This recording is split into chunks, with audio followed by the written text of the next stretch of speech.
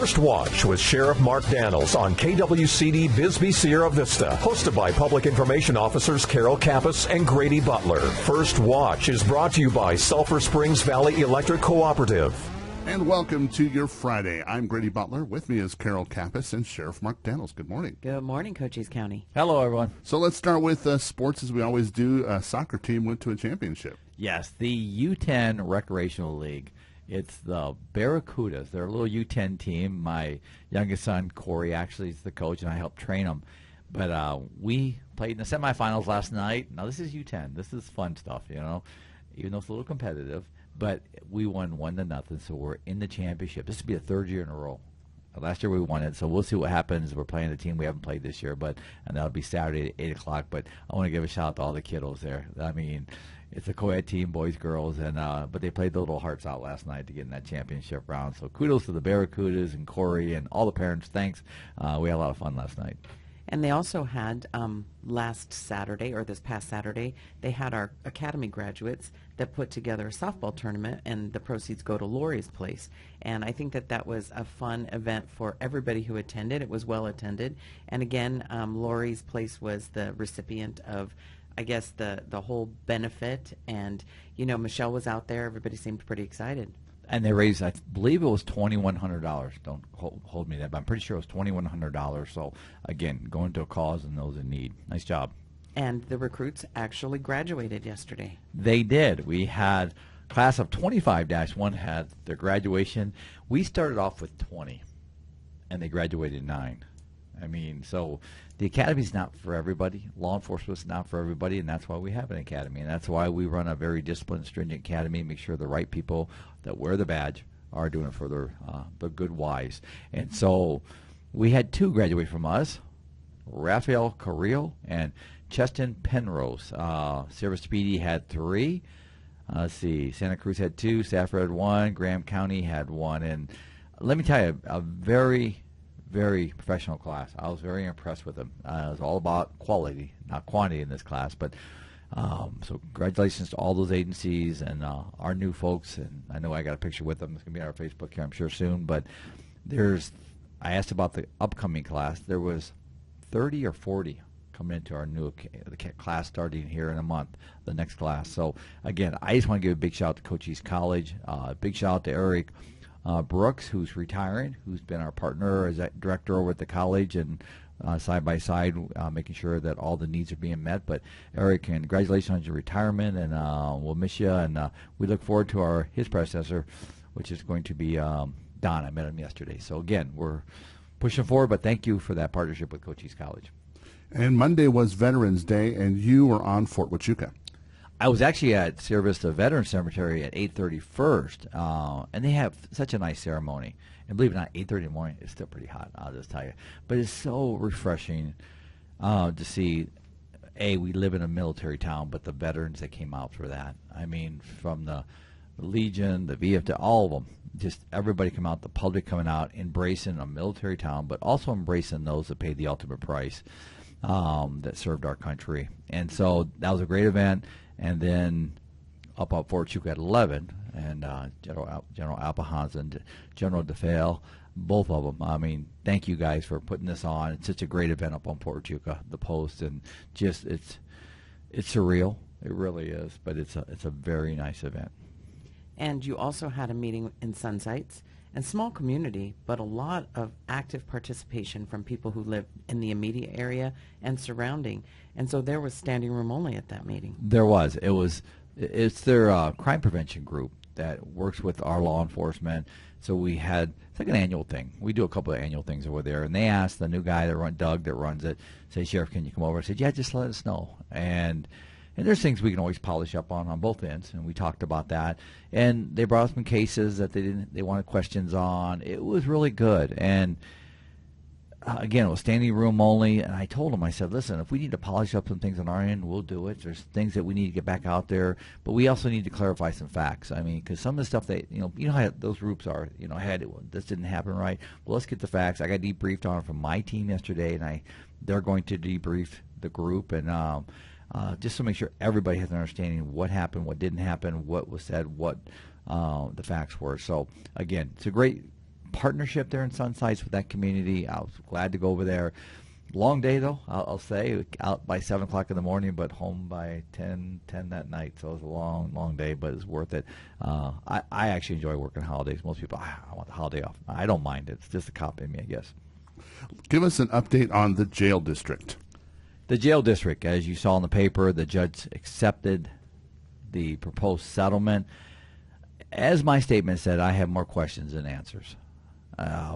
I have concerns with it all the way through. We had a path forward. Whenever the path is stopped and we don't see where we're going from here, I know they've set up a new election, the termination of the district, the suspension of the funds, whatever you want to call it. I'm not going to get in the weeds because I don't know. We're not they're not sitting down talking to us. So what I read in the paper is what the public's reading. Bottom line is this, is the fact that I support the rule of law. I could talk all day about the ruling, the lack of a hearing. Let's be real here for a minute. I didn't get to sit through a hearing and hear why we needed a proposed settlement or why we even had a proposed settlement. But either way, those are outside my lane. I got to be careful with because this was an election challenge, not a public safety challenge, even though we're the direct beneficiary of that new jail. The public is, the community is. So, and I have a constitutional mandate to protect my officers in that jail, the staff in that jail, and the safeguard of those inmates. And so you can see the outcome is very important to my office. So we'll continue forward. I've been told by the board, I'm going to hold them to it, that they will build me a jail. I will hold them to it because we need a new jail. We need one. I just got served a notice. Carol and I both did about we want to see the experts report on the jail that came in a couple years ago. Well, that was a protective under an attorney-client privilege document to include. It's a vulnerability document, which means it talks about the weaknesses in our facility. It talks about the vulnerabilities in our facility. Put that out to the public and see how much risk you put on an inmate, see how much risk you put on my officers that work there. I will fight that as long. If the judge says release it, and let me just say this, I would love to release it to everybody right now. I would. And say, this is the condition of your public jail, and you tell me we don't need a new one. And that doesn't seem to be the crutch here. But an individual that wants it, and if you really want it for the right reasons, but either way, I won't release it because of the fact that it puts my officers and safeguards my operations, jeopardizes my operations, and I can't let that happen. So, and I will fight that one. That's an operational issue. Just to put that very clear, you're going to hear more about that here soon. And the question has come up, maybe crime is reducing in Cochise County with the border being more secure. But just let's take a look at a couple of your days alone, starting with a pursuit. Well, I made a comment at the graduation yesterday. I said, listen, because we have a lot of folks in our field training program. So once they graduate, they go to a field training program with my guys. And I said, just give them with me for 2 days. We'll show them everything in 2 days. Let them ride with me. I was joking with my team. But a couple things. This is like a 36-hour window. I was heading to a luncheon up in Benson on, I believe it was Tuesday. And as I'm coming through, I see this individual, and he's hanging from a bridge. I mean, literally leaning over a bridge, and his head was down in his arm. It wasn't a good sight. Let me just leave it at that. So he didn't see me. I did a U-turn, put my back lights on, got out, walked up. Long story short, he did not want to engage with me. Finally lifted his head. I asked him if he's doing all right. He said no. He was not doing well. We had some words on that. I took a little bit, got him off the bridge. Long story short is, ended up giving him a ride to the hospital. And this is all, let me tell you, it's a whole different form of policing when it comes to the mental health challenges that we deal with. But we got him over there, got the paperwork, and I'm not going to say what happened beyond that because it wasn't good either. But long story short is, I mean, we have such a challenge when it comes to mental health. I want to give our care team a big shout out. They did a very good job working with me on this one to help this happen, trying to do everything we can to get him help. I told him, I said, I'm trying to help you. I really am. There's got to be a success path forward, but we tried. All I can say is we tried. After that, it's out of my hands. So again, at least hopefully, and it was like a 20-foot drop. Think about that. Down to another road. So it wouldn't have been a good outcome if he'd followed through. So that was Tuesday afternoon.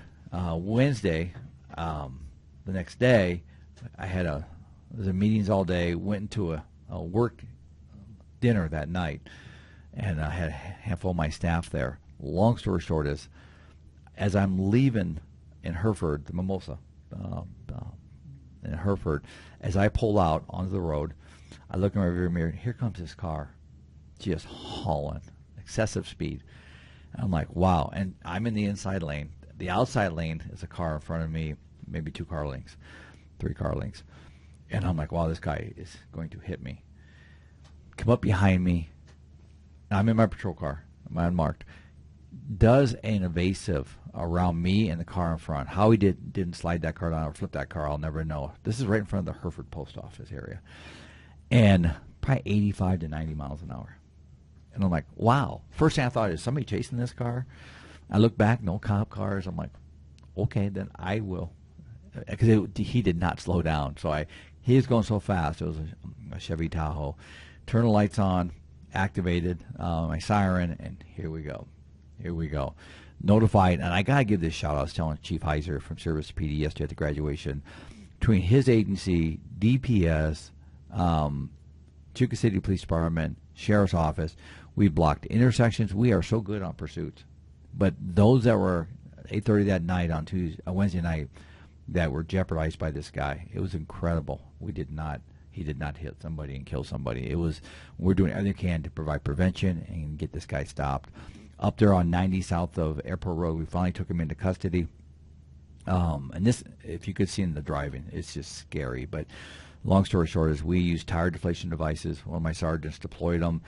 Sadly, we got 2 other vehicles too. But that's just the course of doing business.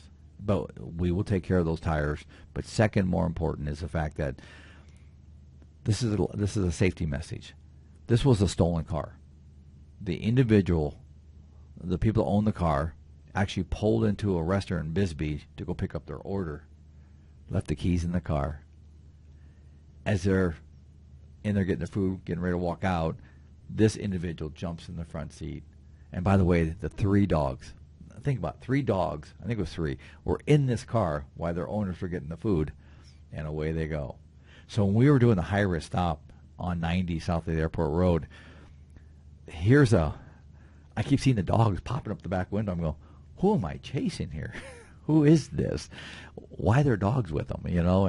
But long story short, it was a female driver that was quite impaired. We charged her for all the violations of failure to yield and reckless driving, all things and DUI.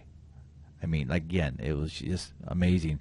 And then we called the owner. Obviously, Bisbee PD came up because it was their stolen vehicle, but to get the dogs back to him. We called our ACO, Animal Control, to come out there too. But let me just say, Dog napping. yes, there should be a crime against that, Carol. I mean, the poor dogs. But they were when we went to clear the car up there, looked in, and these dogs were just looking at us like, get me out of here. This is nuts, But, yeah, I'm thinking she took her dogs on a ride, but no, she stole the vehicle. And I heard in passing, and don't hold me to the words, but she had stolen another car, allegedly had stolen another car the day before out of Wilcox. So this ain't that wasn't her first rodeo. But, if you're going to steal a car and just drive down the road for use of transportation, but she was at 100 miles an hour all the way into Sierra Vista. So, yeah, it's scary stuff. And my message to the motoring public, thank you for being alert, but also be vigilant out there because we had so many people. If you see emergency lights, don't stop in the roadway. Get to the right, maneuver to the right, get off the roadway, make it safe for you, make it safe for us so we can apprehend that individual. It's challenging, trust me. It's very challenging. And there's a man with a gun. Yeah, so we clear that. It's been a busy week, Carol.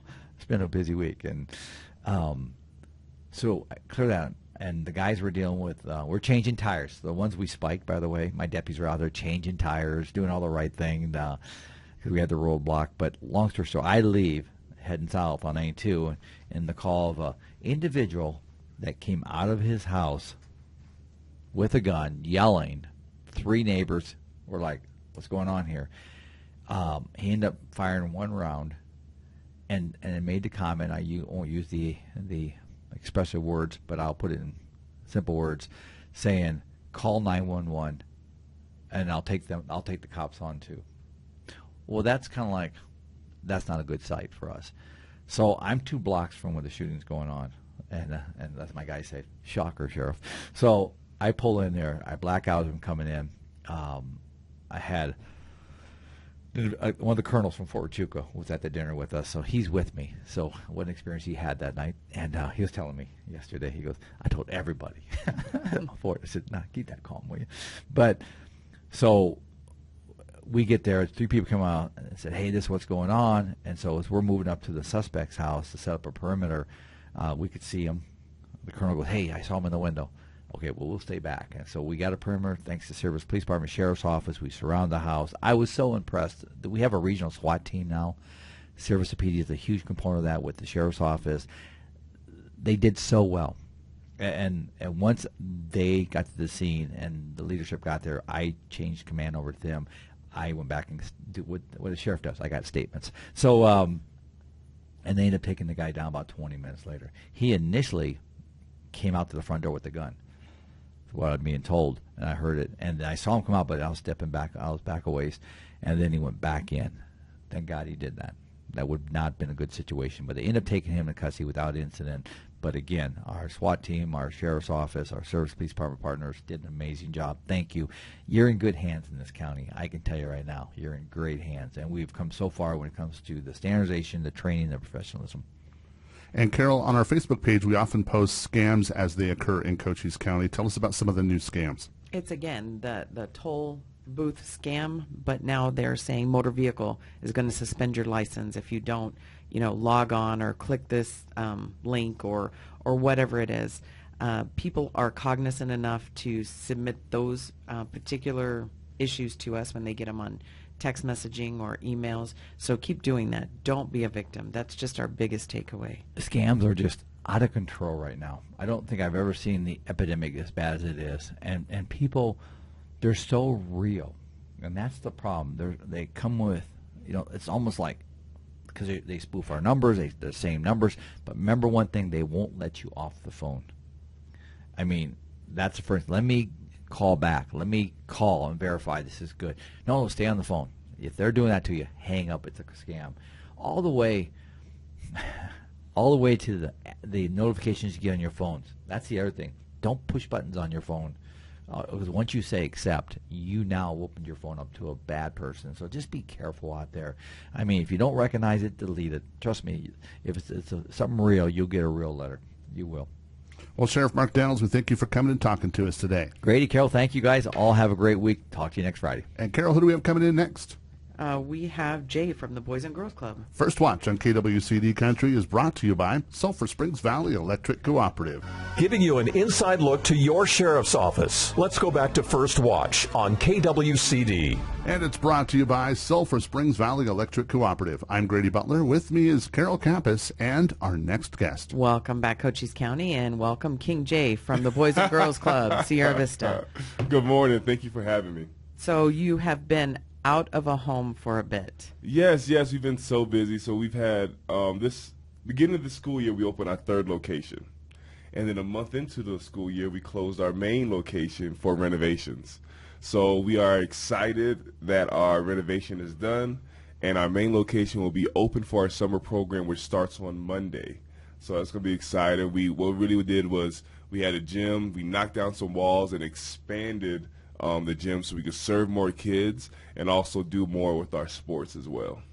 So before we get to your summer programs, because that's what we're going to talk about today, kind of remind us what the Boys and Girls Club does for the community of Cochise County, Sierra Vista. Yeah, the Boys and Girls Club, what it is it's an after-school and summer program for kiddos. It supports kiddos' families with different things such as academic success, helping kids develop good character and leadership, and make sure they're learning how to live a healthy lifestyle. So everything we do goes back to those principles, right? So we do that through many ways, through different programming, to partnering with the community, guest speakers, even field trips and stuff like that, which we'll really dive into in the summer program. So that's the main thing that we got going on. And you help with homework. I think that is so cool. Yeah, absolutely. During the summer program or during the school year program, 4 days a week, we have a program called Power Hour. So during that time is something educational. The basketball stop bouncing, the pool sticks drop, and then we're doing something educational, whether it's the kids' homework or we're assisting them when developing those skills. And I think that's a huge thing because parents sometimes don't have the opportunity, means, or otherwise able to get tutors. So, and making sure that kids have that safety net and the support around them, I think that's a huge, huge plus. Yeah, so I mean, if you go back just a couple of months ago, the whole point is to obviously support kids, right? But support families as well. So imagine just a couple months ago, you dropped your kid off at school in the morning, and then you don't have to get off work to pick them up after school or anything. The school district, we have a partnership with them where they bus them right to our front door. They come to our facility, they get to play and hang out with their friends. They also get to participate in flag football practice, because we had a flag football league going on, and then they got homework help. So by the time you pick them up from work, hopefully their homework is done. They already did their sports practice. They spent time with their friends after school, and then you just get family time at home. You're not up till 8 o'clock at night or spending that precious time as a family doing homework every single night because some of that's already been taken care of. That's and of course, amazing. the biggest thing that we care about is safety. So in safe hands, this is all done. So let's talk about the summer programs. Yeah, summer program. We have an 8-week summer program. This week right now is training week, right? So we're doing training from top to bottom from our organization to prepare, and then also preparation of our facility. So we have 8-week summer program that starts on Monday. We're open Monday through Friday, 8 to 5, and that includes breakfast and lunch as well. So the kids get fed there. We'll have guest speakers every single week. We'll do field trips, but we have a lot of programming in-house at the club, from how to make proper decisions, healthy lifestyles, different sporting and things along those lines, as well as we have an arts room. We have a STEM room with computers and 3D printers, and the list goes on and on. But basically, when you drop them off the club, they should have everything that they need, or we'll bring it in with beautiful community support. And what is the age range that you have there? I mean, how are the ages for people that if they want their kids to go, if it's 6 to 12, or is it all the way up to 17? Yeah, no, that's a great question. So age range pretty much is similar to what we actually do is by grade level. So if you're going into first grade next year and also going into 12th grade, first to 12th grade, that's what we base off of the following school year. So for our young ones, we have a lot of activities or programs, but as well as for our teens. Our teens have their own room in the club, in the facility, that they hang out and be a teen. But we also have a lot of teens, and we also encourage them to give back to the community. So they'll be out there. They might help serve breakfast and lunch. They might be a coach of a sports team, but they'll be involved with the other kiddos as well when they choose to be. So how does one become a part of the Boys and Girls Club? How can the parents get their kids in there? If the kids are excited about this, what can they tell their parents? Go. So first thing is that we have an open house this afternoon for parents. So that's 2:30 to 5 o'clock at our main location, 1746 Paseo San Luis. But the main way to register is online at our website, bgcsvaz.org, bgcsvaz.org. So those are the two main ways. Feel free to give us a call. You can find that on Google, visit us on our website. But if you're interested to learn more, walk into the facility and see what we have to offer. The open house tonight is for parents, and it's a perfect opportunity to do so. And how can the community help the Boys and Girls Club? Well, there's a million ways. So whether you're interested in getting hands-on, working with the kids, come in, apply to be a volunteer, because, again, safety is important. So we background check, and we have to do all the checks that we need to do before they get on, and as well as some training. But you can do that, participate hands-on in the club. If you're looking to donate in kind, whether it's art supplies or computer materials, anything like that, able to do that too. And of course, if you want to donate to the club to maybe scholarship some kids who need further financial support, and make sure we don't turn any kid away due to any financial situations, you can do that as well. And you can do all that through the website as well. That's right, bgcsvaz.org. All right, we'll invite everybody out to your open house today one more time. All right, our open house today is at our main location, 1746 Paseo San Luis, 2:30 to 5. All right, well, Jay, we thank you for coming and talking to us today, and thank you for everything that the Boys and Girls Club does for our community. I appreciate you guys. Thank you for having me. And Carol, who do we have coming in next? We have Miss Tammy Goldberry from Hearts of Gold. First Watch on KWCD Country is brought to you by Sulphur Springs Valley Electric Cooperative. Giving you an inside look to your sheriff's office. Let's go back to First Watch on KWCD.